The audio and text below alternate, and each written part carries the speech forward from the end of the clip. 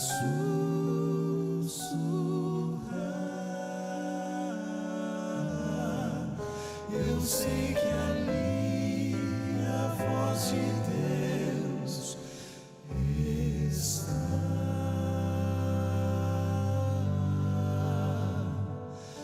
Calma, mansa, serena, tranquila é a voz do meu Salvador.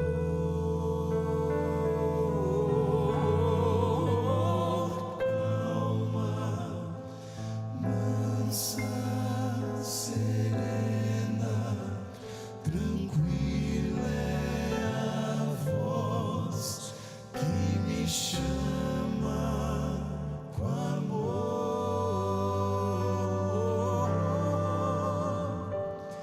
Devo atender ao convite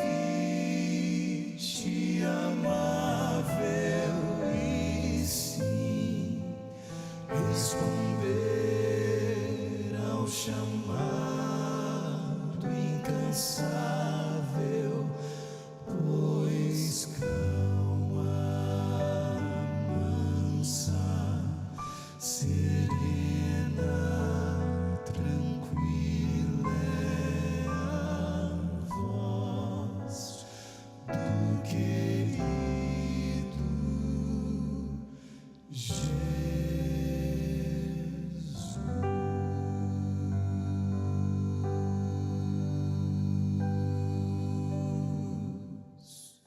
E disse Jesus: passará o céu e a terra, porém as minhas palavras não passarão. Eis que venho sem demora. E lembre-se que a voz é nossa, mas a palavra é de Deus. Obrigado, Arautos. Agora vocês têm aí o AR 2.0 para cantar junto com vocês, né? Bem-vindos todos e todas. Vocês são muito bem-vindos do fundo do nosso coração. Essa aqui é a casa de Deus, onde se canta para louvar e adorar, onde se abre a palavra para que o povo de Deus seja alimentado. Você que nos acompanha pela internet é igualmente bem-vindo. Esse é um momento muitíssimo especial, porque vamos tratar de um casamento. Os casamentos são especiais. Os que já passaram por essa experiência devem se lembrar do seu agora. Os convidados, os padrinhos, o noivo, a noiva, a festa, tantas coisas. Só que esse casamento, ele é um casamento muito diferente.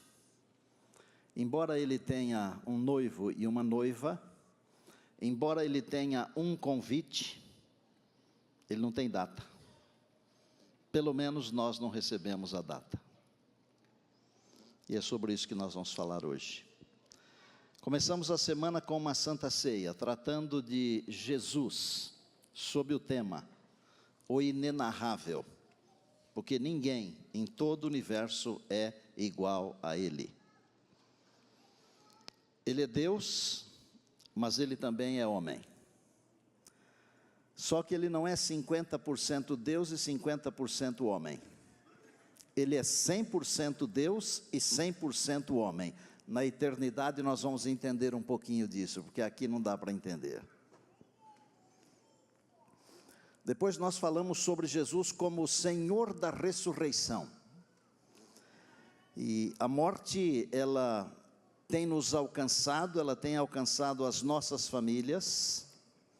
E não fora a promessa da ressurreição, nós não teríamos esperança. Mas quando um crente, um cristão, leva um familiar para o descanso, ele tem a certeza de que aquele familiar em Jesus há de ressurgir um dia, aleluia. Depois falamos sobre o Deus da colheita, o selamento, a sacudidura. Não é para ter medo, porque todos aqueles que escolhem ficar do lado de Deus serão selados, estão sendo selados. E a sacudidura, ela não tem poder sobre os selados. Ela terá poder sobre aqueles que não estiverem selados. Estes serão cirandados e vão voar, como a palha é separada do grão cheio. Depois falamos sobre Jesus, o refúgio do seu povo. Nós estamos vivendo angústias terríveis, mas outras piores ainda virão. Mas você e eu não precisamos temer, porque Deus é o nosso refúgio. Falamos também sobre um amigo no tribunal, o juízo. E ontem, o pastor Henrique, muito bem, falou sobre o Deus que é a nossa fortaleza. Eu queria convidar você para ler a Bíblia. Não tenha medo de ler a Bíblia, mas tenha uma preocupação. Saiba que ela vai transformar você. Não é para ter medo, mas é para ter a certeza de que ela tem o poder de transformar vidas e corações. Eu preguei o meu primeiro sermão, eu era um bebê, 16 anos de idade, na noite de 24 de setembro de 1972. Eu estava fazendo a conta ali, são 46 anos e exatos 18 dias. O que eu preguei? Eu preguei João, capítulo 14. Não se turbe o vosso coração, credes em Deus, crede também em mim. Na casa de meu pai há muitas moradas, e se não fosse assim, eu vou-lhe teria dito, pois vou preparar-vos lugar, e quando eu for e vos preparar lugar, virei outra vez.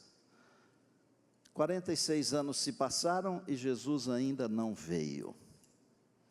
Eu já tive muitas alegrias na vida, e eu já tive algumas perdas irreparáveis, e Jesus ainda não veio, mas Ele virá, e não tardará, aleluia. Apocalipse capítulo 19, Apocalipse 19, verso 6, Apocalipse 19, 6, encontre aí por favor. Escute a voz de Deus falando, porque a palavra é a voz de Deus, não é dos homens. Ouvi uma voz numerosa, como de uma multidão, como de muitas águas, e como de fortes trovões, que dizia, aleluia, pois reina o Senhor, o nosso Deus, o Todo-Poderoso. Alegremo-nos, exultemos e demos-lhe a glória, porque são chegadas as bodas do Cordeiro, cuja esposa a si mesma já se ataviou, pois lhe foi dado vestir-se de linho finíssimo, resplandecente e puro, porque o linho finíssimo são os atos de justiça dos santos. E eu diria, em Jesus.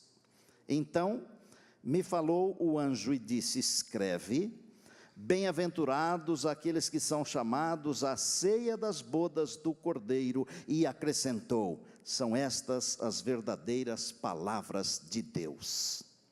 Quem é que está falando aqui? É o Senhor. É o Senhor. Dar glórias, aleluia, porque é chegado o dia do casamento.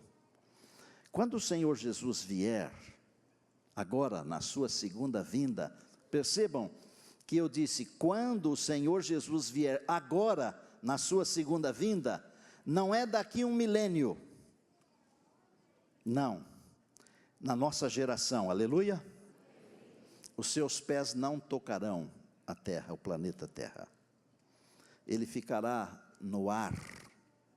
O encontro com o Senhor Jesus, o casamento será no ar. E quem é a noiva? Segundo o que acabamos de ler aqui, a noiva é a igreja. Como deve estar essa igreja? Ela deve estar vestida de linho, puro, branco, finíssimo. E aqui há uma explicação. O linho finíssimo representa a justiça dos santos. Onde está a justiça dos santos? Nos nossos bons atos? Não. Onde está a justiça dos santos? Na nossa boa vontade? Não. A justiça dos santos está na pessoa de Jesus, porque o profeta diz assim: e o seu nome será o Senhor, justiça nossa. Como é a minha justiça, a sua, nossa justiça? É um trapo imundo. Mas a justiça de Jesus é perfeita, é plena, é completa. Quando nós nos vestimos de Jesus, nós estamos nos vestindo de linho finíssimo, porque a justiça dos santos, ela é realizada em Jesus. E eu não quero ser rude, e se tivesse que falar uma coisa grosseira, eu misturaria com um pote de mel desse tamanho, mas eu diria o seguinte: para aqueles que não estão interessados em viver com Jesus aqui, seria melhor não pensar em viver com Jesus lá, porque a eternidade seria um suplício, seria uma tragédia para aqueles que não querem viver com Jesus aqui. Em João, no capítulo 15, Evangelho de João, capítulo 15, o Senhor Jesus disse assim: eu sou a videira, vocês são os ramos. Quem permanece em mim e eu nele, esse dá muito fruto. O ramo produz fruto quando ele está ligado à videira. Se ele não estiver ligado à videira, ele é queimado, produz alguma coisa, fogo, fumaça, mas não produz frutos. Nós temos que estar ligados a Jesus, e se nós queremos nos encontrar com Ele, em breve, nas nuvens dos céus, nós devemos viver com Ele agora. Caso contrário, Ele nos dirá: eu não vos conheço. Jesus está voltando. Nós não temos feito muito empenho sobre esse assunto. Nós temos deixado esse assunto um pouquinho de lado. Os pregadores têm deixado esse assunto de lado. Nós, pastores, temos deixado esse assunto de lado. Nós estamos batalhando em torno de um monte de temas. E nós nos esquecemos que o tempo está correndo velozmente e muito em breve Jesus voltará. É tempo de nós pensarmos, pregarmos, orarmos e vivermos a volta de Jesus. Esse é o tempo de viver, orar, pregar, tudo sobre a volta de Jesus. Nós gastamos tempo falando de tanta coisa, e eu não vou enumerar aqui essas tantas coisas, isso é um assunto seu. Você sabe do que eu estou falando, porque o Espírito de Deus está trabalhando em você. Não é tempo de nós gastarmos o nosso tempo em tantas coisas. Temos que investir o nosso tempo em pensar na eternidade, em pensar na volta de Jesus, porque no dia marcado o Senhor virá, queiramos nós ou não. Quando Ele virá, ninguém sabe. O dia, ninguém sabe. Uma mulher soube o dia, por um instante, mas esqueceu. Há um livro chamado Primeiros Escritos. Nesse livro, Primeiros Escritos, estão visões, incluindo a primeira visão que Ellen Goldwhite teve. E numa visão, quando o povo estava indo para a eternidade, ela ouviu na sua visão o dia e a hora da volta de Jesus. Mas Deus não permitiu que ela escrevesse sobre isso e se lembrasse sobre isso. Pelo contrário, num outro livro seu, um livro chamado Mensagens Escolhidas, ela escreveu o seguinte: não tenho o mais leve conhecimento quanto ao tempo anunciado pela voz de Deus. Ouvi a hora proclamada, mas não tinha lembrança alguma daquela hora depois que saí da visão. Ninguém sabe, mas uma coisa nós podemos saber: será nos nossos dias. E se não for nos nossos dias, não vai passar da sua geração, não vai passar da minha geração, porque se Ele não vier enquanto eu estiver vivo, e eu tiver que descansar, o período que eu ficar na sepultura, pode ser de 1 ano, pode ser de 1000 anos, Quando Jesus voltar, é como se aquele período fosse apenas um segundo, nada mais. O dia da volta de Jesus não está mais distante do que o dia que você parar de respirar, não está. Agora, eu não quero pensar em me preparar para a volta de Jesus pensando no dia da minha morte. Eu quero pensar em me preparar para a volta de Jesus agora, é hoje. A Bíblia nunca diz para amanhã, para depois, para o ano que vem, para o outro milênio, não. A Bíblia diz assim: hoje, se ouvirdes a sua voz, hoje, é hoje. E se Jesus viesse hoje, como nos encontraria? Gente, isso aqui não é loteria, não é política, que a cada 4 anos volta. Não é futebol, que todo ano tem uma final, ou não sei quantas finais. Não, isso aqui é a nossa existência eterna. O que está em jogo aqui não é um título. O que está em jogo aqui é a vida que nunca acaba. Mas esse é um assunto para amanhã, vida que nunca acaba. No novo céu e na nova terra. Embora não possamos saber o dia nem a hora, a palavra de Deus, ela está cheia de ideias que nos mostram mais ou menos o tempo. Por exemplo, Mateus 24, 33, o Senhor falou assim: quando virdes todas essas coisas, sabei que Ele está próximo às portas. Você já viu o mundo tão ruim quanto nós estamos vendo nos nossos dias? Já viu? Às vezes a gente tem o hábito de falar assim: no tempo que eu era criança que era bom. Não, não é isso não. Nós sempre tivemos os nossos problemas. O que acontece é que os problemas se avolumaram à medida que a população também se avolumou. À medida que o pecado prosperou, porque a índole do ser humano é má completamente e vai crescendo. E eu não sei se é matematicamente ou se é geometricamente ou que explosão que é. Cada dia que passa o ser humano está pior. Onde nós vamos parar? Outro pensamento da palavra do Senhor, 21, 28 de Lucas: quando essas coisas começarem a acontecer, exultai, levantai a vossa cabeça, porque a vossa redenção se aproxima. O último desse segmento, 1 Tessalonicenses 5,3, pois, quando disserem a paz e segurança, então lhes sobrevirá repentina destruição, como as dores de parto àquela que está grávida, e de modo nenhum escaparão. O apóstolo Paulo, ele faz aqui uma comparação a uma senhora que está esperando um bebê. E quem já passou por essa experiência, sendo mãe ou como pai, acompanhando, as contrações elas vão ficando mais frequentes e dizem mais fortes. O mundo está assim. As desgraças, elas se avolumaram de um jeito que hoje, num passado não muito distante, quando acontecia uma tragédia, todo mundo ficava de orelha em pé. Hoje, todos os dias, acontecem diversas tragédias e a gente não liga mais, nós nos acostumamos. Quando essas coisas começarem a acontecer, levantai a cabeça. Pastor, mas Deus não está esperando? Não, Deus não está esperando. A ideia de Deus é que Deus é exato, é no tempo certo. Os desígnios de Deus, eles não adiantam nem atrasam. Os desígnios de Deus acontecem no tempo exato. Deus falou assim: 120 anos, dilúvio. Deus disse assim: tantos anos de cativeiro, o povo voltou.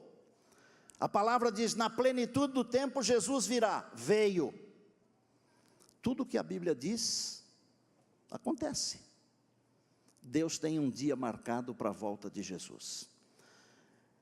Um dia desse estava conversando com um colega, e não é por causa da idade, porque ele é jovem, mas ele me disse que anotou o casamento na agenda. Ele ia fazer o casamento, só que ele marcou no dia seguinte. E quando chegou a hora do casamento, ele não foi fazer, porque estava marcado para o dia seguinte. E eu fiquei pensando comigo, né? Quanta gente está marcando a volta de Jesus para o dia seguinte? Já pensaram ou não? Que desespero. Senhor, espera um pouquinho aí, eu tenho que acertar isso, aquilo. Agora é a hora. Agora é hora de acertar as coisas, de acertar a vida com Deus, com as pessoas. Gente, não custa nada ser bom, não custa nada. Não custa nada ser amável, não custa nada. Não custa nada pensar nos outros, não custa nada.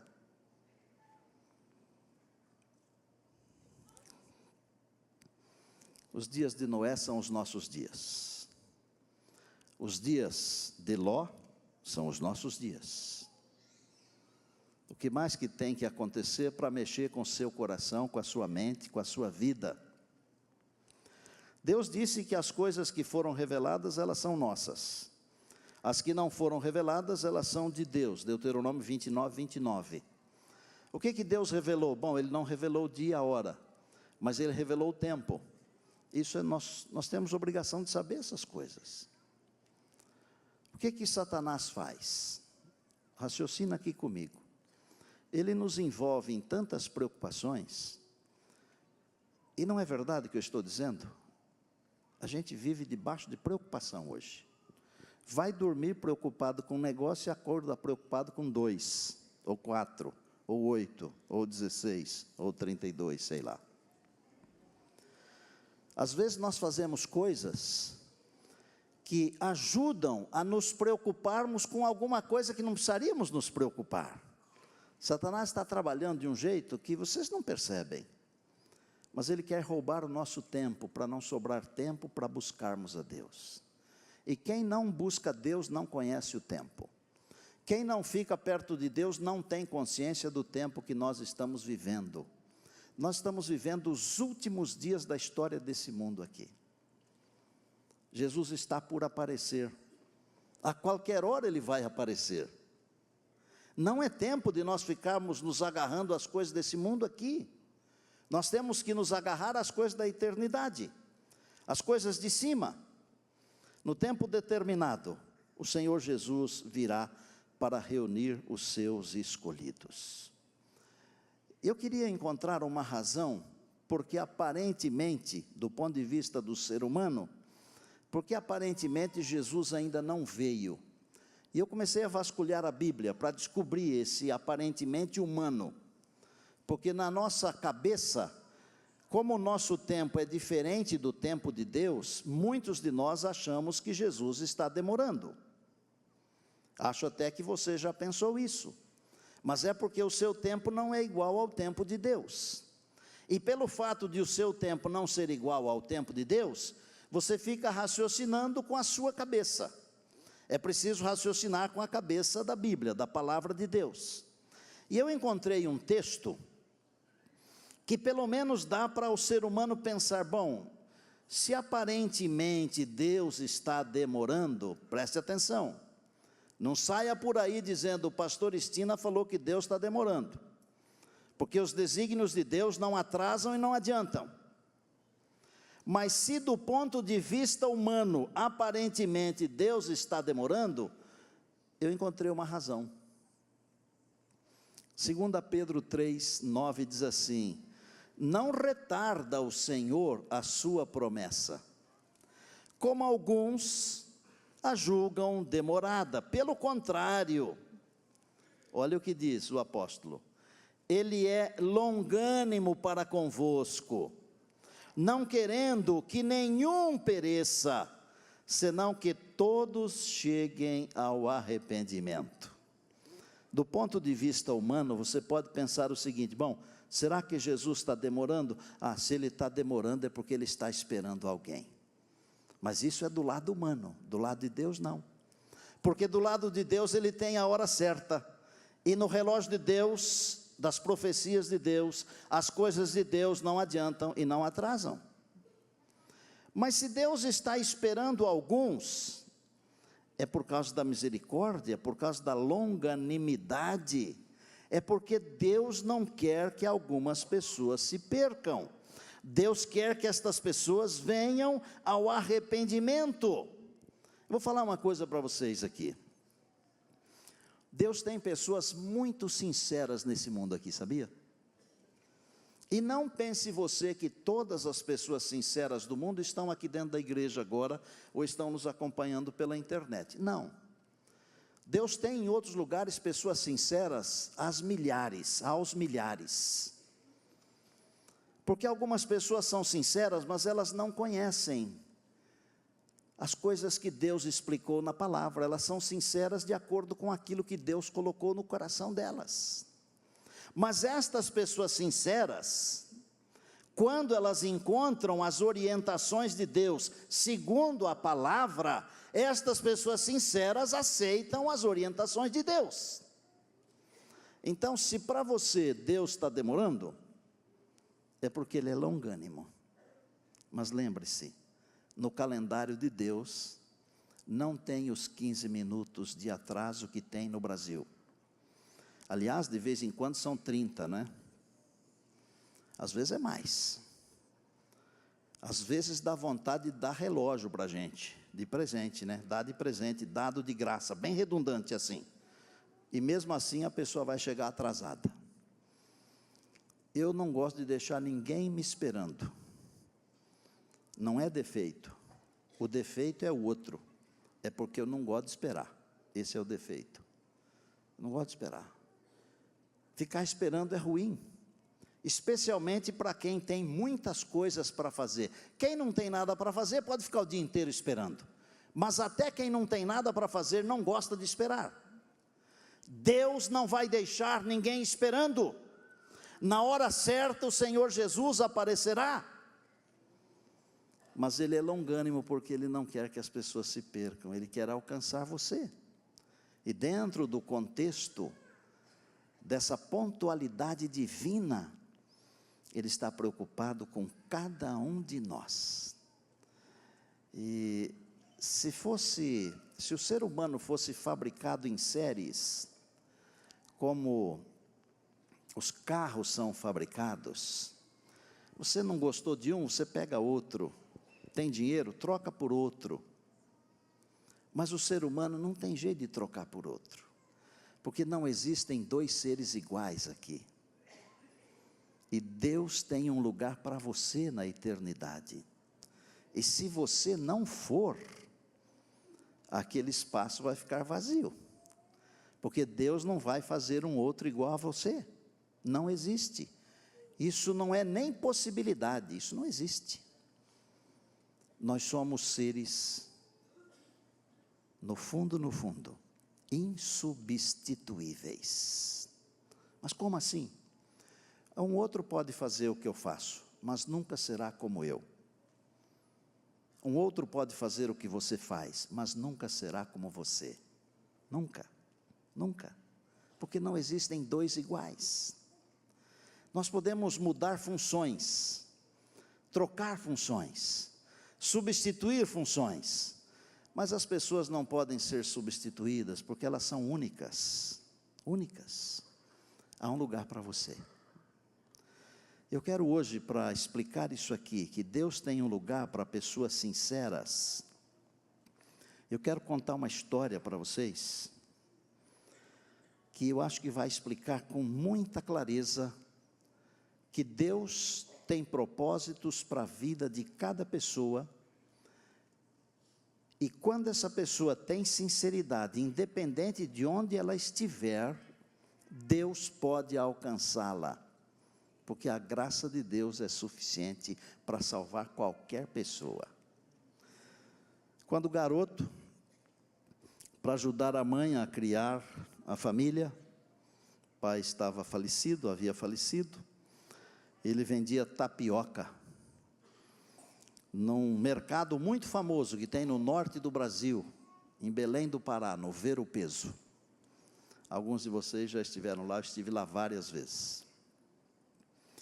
Miséria, muita miséria, vida sofrida, e quando ele estava com mais ou menos 19 anos, dessa vida louca de sofrimento, ele se tornou um ladrão profissional. Quando eu disse que quando uma pessoa tem sinceridade, independente do que ela esteja fazendo, preste atenção. Ele trabalhava das 7 da manhã às 5 da tarde, como ladrão, e pagava INSS. É verdade. Mas às 5 da tarde, voltava a ser um cidadão de bem, normal. E não trabalhava de sábado, já como essa profissão de ladrão. Que tal? Não é interessante? É muito, é muito. Dos 19 aos 29, então aconteceram coisas incríveis assim. Envolvido com muito dinheiro, com tráfico, com prostitutas, com o crime e com a prisão. Inclusive, esteve por 2 vezes preso no antigo Carandiru, aqui em São Paulo. Mas aos 29 anos, ele descobriu que o que ele queria alcançar roubando também não significava nada. E deixou a vida do roubo. E começou a trabalhar, e muito.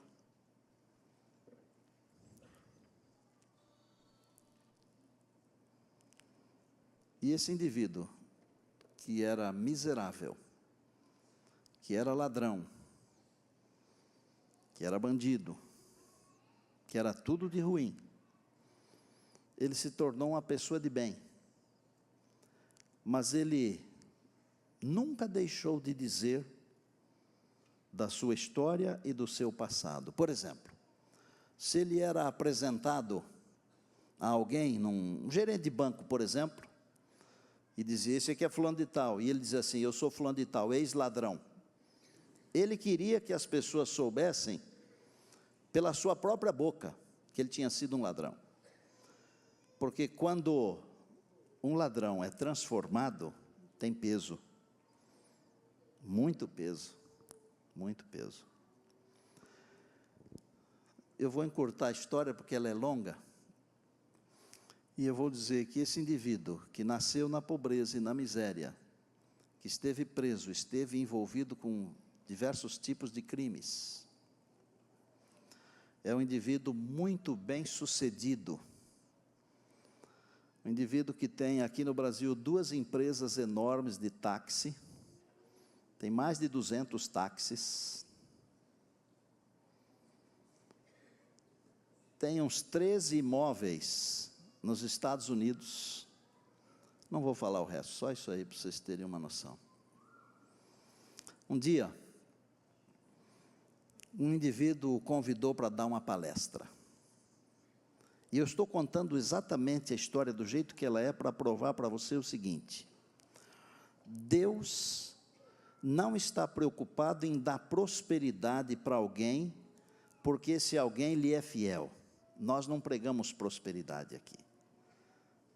Deus dá prosperidade para nós usarmos para o bem, independente se nós estamos com Ele ou se nós não estamos, porque a história revela isso.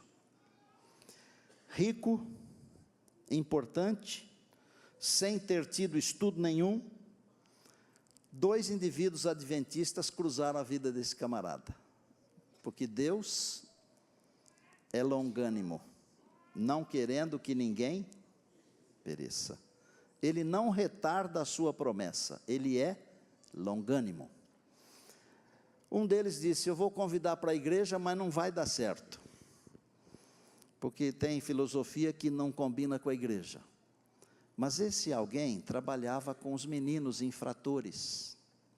Disse, bom, eu posso levá-lo para dar uma palestra para esses meninos infratores. E toda a história começou aí. Eu quero apresentar para vocês o meu amigo Sila da Conceição. Onde é que está o Sila? Está aqui? Sila, vem aqui. Dá um microfone aqui azul.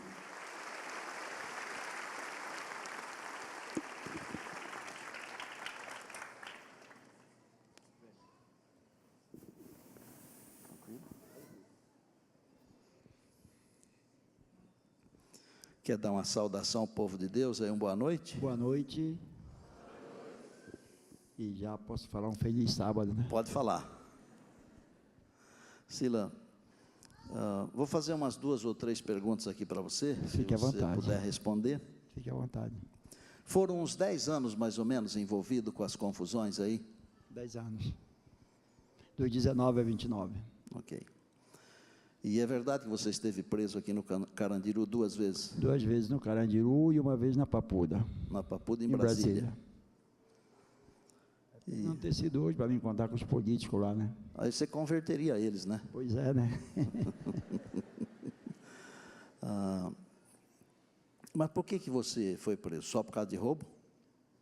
A minha vida ela foi um pouco turbulenta, né? Com 7 anos, como você já falou aí, eu saí de casa, fui morar na rua, e dos 7 anos até os 19 eu fiz de tudo um pouquinho. Vendi tapioca, vendi jornal, fui engraxate de sapato, fui guia de cego, morei com muitas prostitutas, né? Fiz de tudo um pouquinho. Aos 19 anos de idade, o que estava mais próximo de mim, para cumprir aquilo que eu tinha vontade de fazer, eu tinha vontade de matar a fome da minha família, principalmente da minha mãe, né? E por viver ao lado, vamos dizer, da margem do crime, acabei me envolvendo como ladrão.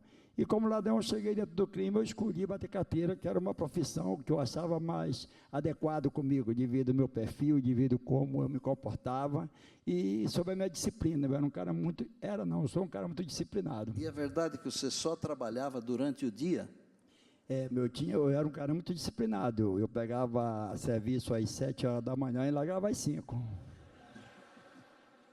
E pagava INSS mesmo?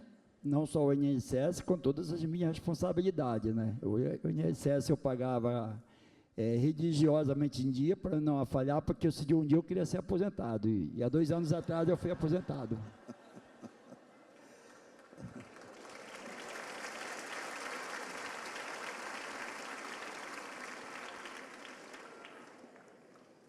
Depois você começou a trabalhar. Quando saiu da vida do crime, você pensou em trabalhar porque isso dá resultado. A minha vida foi feita de 3 etapas: miséria, mordomia e trabalho.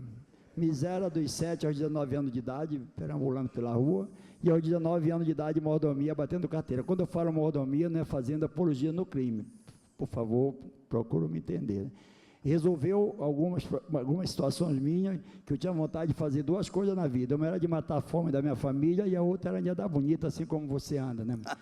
Então, eu acabei ingressando para esse lado. Mas é o seguinte, eu batendo carteira, não posso dizer que ganhei dinheiro para ser o que eu sou hoje. Ganhei conhecimento, ganhei experiência de sofrimento, e vi que na vida, sem sofrimento, nada você adquire. Então, a mesma disposição que eu tinha para roubar, arriscando a vida e a liberdade ao mesmo tempo, como 2 vezes você falou que eu fui para o Carandiru, outra vez em Brasília. Então eu decidi que é o seguinte, eu trabalhando com certeza absoluta, se eu me dedicasse na mesma pegada, na mesma vontade, na mesma garra, na mesma disciplina, tudo aquilo que eu fizesse só ia dar eu. E quando você começou a prosperar, que apresentava você, é verdade que você falava ex-ladrão? É porque eu fazia questão que a minha vida que todo mundo soubesse. Eu não queria que as pessoas falassem aquilo que eu fui. Eu queria falar aquilo que eu fui. Inclusive, eu tinha um sonho de ir na Globo para explicar para o mundo todo o que eu fazia anteriormente de eu trabalhar. E essa batalha eu também alcancei. Uma vez eu fui no João Soares lançar um livro, em 2001, em 2014 voltei de novo. E a pergunta que as pessoas me faziam: como foi para mudar do crime? Eu digo, eu mudei do crime é o seguinte, porque a mesma cabeça que faz o ruim é a mesma cabeça que pode fazer o bom. E quem que foi que você conheceu primeiro, o Júnior ou o Diniz? O Júnior. O Júnior. Mas quando você conheceu, ele não era adventista? Ainda não. E depois ele apareceu adventista? Ele sumiu uma época de perto de mim, se afastou e foi fazer o trabalho. Eu dei uma carreira sólida, trabalhando honestamente, não é aquela carreira do crime, não, pelo amor de Deus, né? Era trabalhando mesmo, nós éramos motorista de táxi. E ele, o seguinte, depois apareceu, e é adventista, e me convidando para mim fazer um trabalho numa igreja, dar uma palestra para uns garotos menor infrator. O Júnior está onde? Vem aqui, Júnior. Vem cá, por favor. O Júnior não quis levar ele para a igreja, quis levar ele para dar a palestra naquilo que ele entendia. Obrigado por você ter vindo, viu, Júnior? Como é que foi quando você pensou em comprar o primeiro táxi? Você falou, eu vou comprar um. Olha, para mim comprar o primeiro táxi, primeiro eu fui trabalhar no Vero Peso, porque no Vero Peso eu já tinha formado uma família, quando eu falo família de conhecimento, de pessoas ali agregado, né? E quando eu parei do crime, eu voltei para o Vero Peso e fui vender peixe. Lá eu trabalhei 1 ano e 34 dias, juntei um trocadinho seguinte no Bradesco, na época de 53 cruzeiros. Com 50 cruzeiros eu comprei um consórcio de um Fusca já sorteado, e com os 3 cruzeiros que sobrou, eu comprei uma placa de táxi. E aí, plaquei e fui trabalhar, sem carteira de motorista, analfabeto, né? E comecei, né? Viu, Raimundo? Você viu que a sua história de ontem tem mais gente que também sem carteira, viu? Mas depois você resolveu comprar mais um, e mais um, e mais um. Você chegou a ter quantos táxis? Eu tinha um sonho que eu tinha que ter um táxi. Quando eu tive um, eu disse que eu tinha que ter 10. Quando eu tive 10, eu disse que eu tinha que ter 100. Entendendo? E eu acho que é o seguinte, que no meu braço está escrito aqui, querer é poder. Quando você quer, você tem que submeter o sacrifício, a luta da vida e tem que conseguir. E você chegou a quantos, assim, mais ou menos? Hoje eu tenho um pouco mais de 200. Mas você chegou a uns 600, né, segundo... Eu tive um número um pouco maior, mas você sabe que não adianta você ter muita coisa que não tem alcance de administração, porque o importante não é você ter, é você manter. Agora, tinha um camarada também que não queria que você fosse para a igreja, né? Ele está bem por aí Tá ali. Ô, sentado. Denise, vem aqui, vem explicar esse negócio aí. Dá mais um microfone para mim aí, por favor.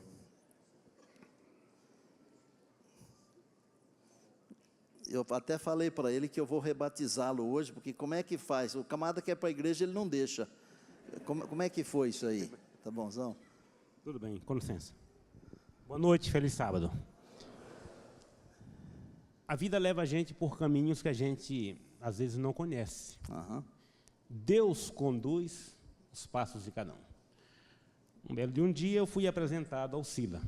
Ele precisava fazer algumas obras, alguns edifícios, na cidade de Manaus. Eu residia lá à época. E aí eu comecei a conversar com ele. E ele sempre puxava a conversa para o lado da religião. Meio que insultando, meio que falando. Você é adventista e ele não? Eu adventista e ele não. Ok. E aí ele começou a se interessar pela igreja adventista, pela disciplina. O que mais chamou a atenção dele na igreja adventista era a disciplina da igreja adventista. E eu falei que era adventista e tal, e ele queria saber sobre a igreja. Digo, sai fora, lá já tem muito ladrão. É o que eu dizia para ele. Não vai para lá que você vai arranjar problema para nós. E aí ele, quando eu dizia para ele não ir, aí ele queria saber, como é lá, Denise? O que é que se faz? E tal. Aí, então ele foi aguçando o interesse pela igreja. O JR morava em Belém, que ele tem empresa em Belém e Manaus. Quando ele ia para Belém, ele se convidava para ir para a igreja. Quando ele ia para Manaus, ele dizia, sai fora da igreja. Vocês estão entendendo? Parece um jogo, né? Ô, Júnior, é verdade isso aí, que você convidava e ele desconvidava? Fala aí no microfone. Boa noite a todos. Na verdade, eu trabalhei com Sila e depois me afastei para fazer a carreira solo. E, na verdade, não é bem que eu convidava. Quando eu conheci a mensagem, o meu sonho era convidá-lo. Mas pela mente secular, por tudo que ele era, por tudo que ele já viveu, eu achava impossível ele aceitar um convite de ir até uma igreja. E num dia eu fui convidado para fazer uma visitação num trabalho que tem com menores infratores, dentro de uma cadeia para adolescentes, né? E lá, ali me deu o estalo. Eu disse, se eu convidar ele para a igreja, ele não vai. Ele vai recusar, vai dar uma desculpa. Mas para cá ele vem, com certeza. E imediatamente liguei, ele aceitou o convite. E aí a história... Era o gancho que você precisava, né? Sila, uma coisa. Você é também do ECC agora. Sim, E nós nos conhecemos no ECC. é verdade. Eu achei tão bonito o casamento que você fez no ECC, que eu procurei logo uma namorada e fui casar. E, olha, esse menino aqui, que como eu já passa dos 60, a esposa dele está lá nos Estados Unidos agora, a Renata.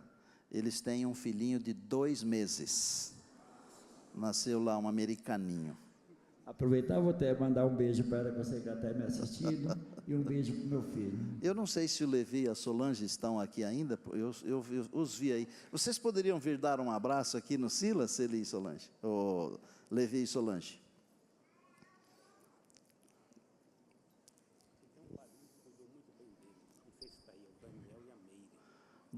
Ele está dizendo que os padrinhos foram o Daniel e a Meire, mas não sei se o Daniel e a Meire estão aqui. Se estiverem aqui, podem vir aqui dar um abraço nele também.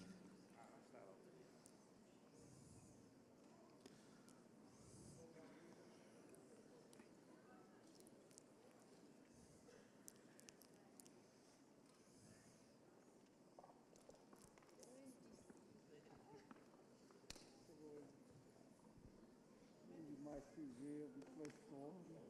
Lindo, cara. Lindo. Eu abençoe muito você, menino. Benção. Muita benção que eu vi aqui. Muito.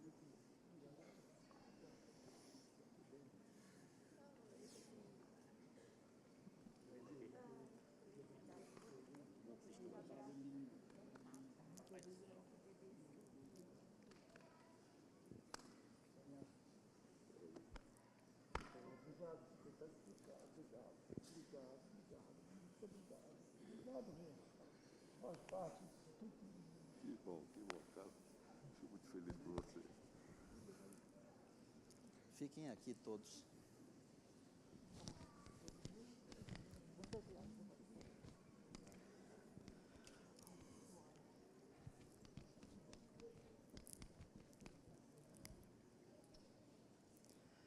Quando nós chegarmos na eternidade,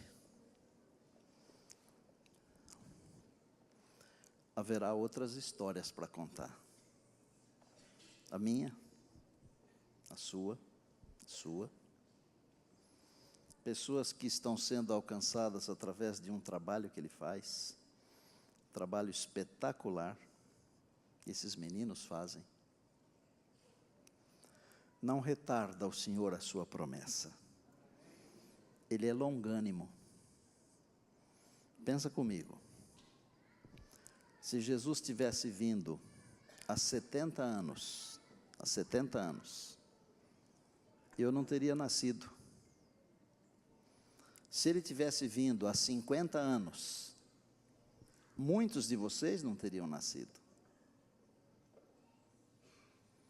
Se ele tivesse vindo há 10 anos, não teria dado tempo de o Sila se tornar um cristão de verdade que hoje trabalha em favor dos outros. O que Deus está fazendo? Deus está nos transformando através da pessoa de Jesus. Às vezes a gente fica pensando muito no céu, e eu queria que você pensasse mais em Jesus do que no céu.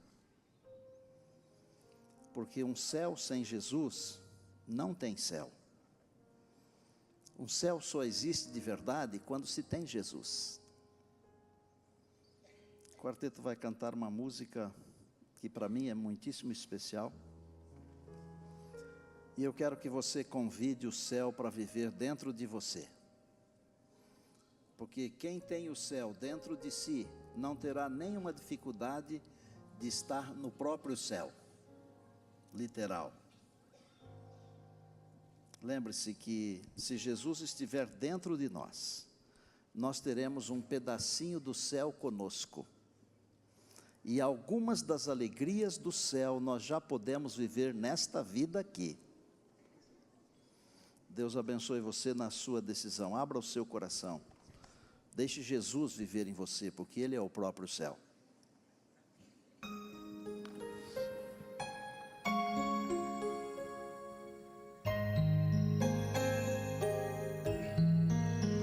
Eu já ouvi falar de uma terra sem igual, aonde tudo é paz e não há lugar mal. Almejo esse lar tão puro e sem igual.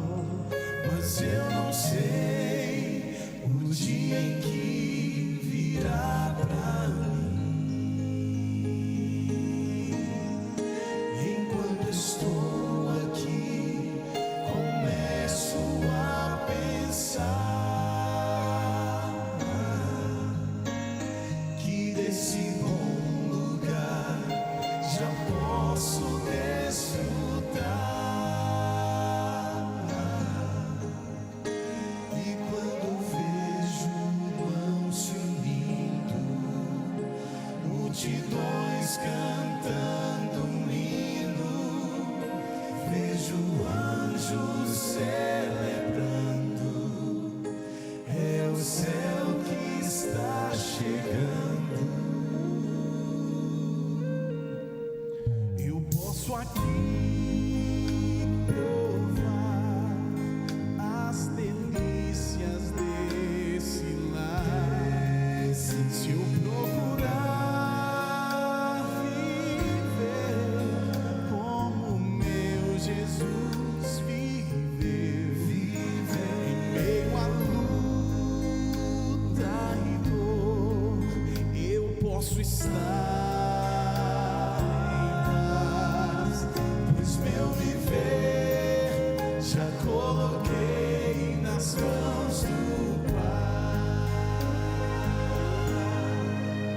Enquanto estou aqui, começo a pensar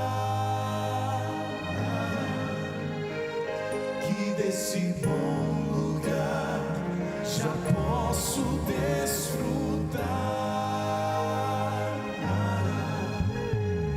E quando vejo não se unindo, multidões cantando um hino, vejo anjos celebrando, é o céu que está chegando.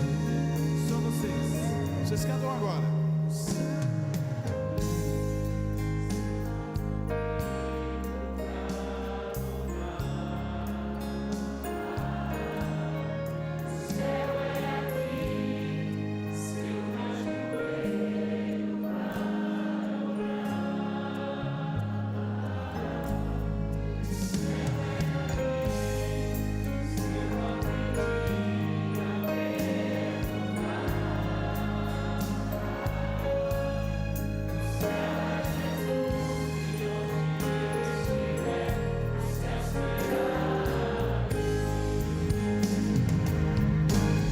Pois não existe céu sem Jesus, e não existe paz sem Jesus. Sem Ele a riqueza do universo é sem valor. Pra queimar de cristal sem Jesus, e flores que não murcham sem Jesus. Pra que viver pra sempre sem ter a companhia de Jesus? Eu volto a afirmar: o céu é aqui, se aqui Jesus está. O céu é aqui, se eu tomo tempo pra louvar. O céu é aqui, se eu me ajoelho para orar. O céu é aqui, se eu aprendi a perdoar. O céu é Jesus, e onde Ele estiver, o céu será ali. O céu é Jesus, e onde Ele estiver, o céu será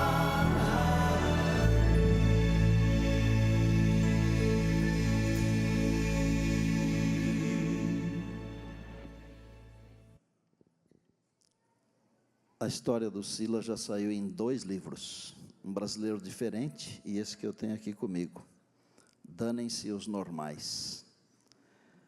É uma história impressionante, gente. Ele vai deixar comigo 4 exemplares e acho que não vamos sortear, mas se tiver alguém que precisa muito, me procure amanhã, não hoje. E nós vamos descobrir quem é que vai ler esses livros, esses 4 livros aí. Tá bom assim, Sila? Porque às vezes a gente sorteia e acaba caindo na mão de alguém que não precisa tanto, né? Queria falar 2 coisas sobre a volta de Jesus. Primeira, Olhe para a volta de Jesus como a concretização da maior de todas as esperanças. Faça disso uma coisa assim importante na sua vida. Olhe para a volta de Jesus como a concretização da coisa mais importante da vida. E segunda coisa, se prepare. A igreja está aqui, a gente faz esforços, faz programa, faz culto, faz reunião, faz muita coisa. Aproveite essas coisas. O pastor Robson e o pastor Henrique tiveram a ideia de a gente transformar a semana em DVDs. Então, não serão vendidos os DVDs, tá certo? Mas também não serão de graça. Mas como que é isso? É simples. Se custar R$2 o DVD, você paga R$2 e leva o DVD. É o custo, ok? Que acho que vai ser legal ter esses testemunhos, essas palavras, essas músicas na sua casa, para enriquecimento seu e de alguém, tá certo? Mas isso a gente fala amanhã com calma. As duas coisas são: primeiro, faça da volta de Jesus a esperança mais importante da sua vida. E segundo, prepare-se para se encontrar com Jesus. Eis que venho sem demora. Ele vem. Querido Deus, obrigado pela música, pela oração, pela palavra, pelo testemunho. Obrigado por todo esse povo maravilhoso que está aqui. E um outro grupo enorme que a gente nem sabe de quanto é, que acompanha pela internet. Obrigado pela salvação. Senhor, nós estamos olhando as profecias. Nós estamos percebendo que Jesus vem vindo. Um dia desses, os céus se abrirão e Jesus aparecerá. E a igreja pura vai subir e se encontrar com Ele. E nós queremos fazer parte dessa igreja pura. Quero fazer um pedido ao Senhor agora como ministro, como teu servo, que o Senhor nos lave outra vez no sangue do Cordeiro, que o Senhor nos cubra outra vez com a justiça do Senhor Jesus. Nós queremos estar de pé. Sustenta-nos com a tua graça, com a tua bênção, leva-nos em paz. Louvado seja o nome de Deus. E agora, abençoa o teu povo. Amém.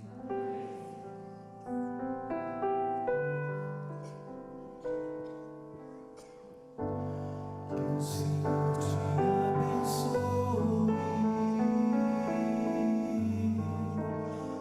e te guarde.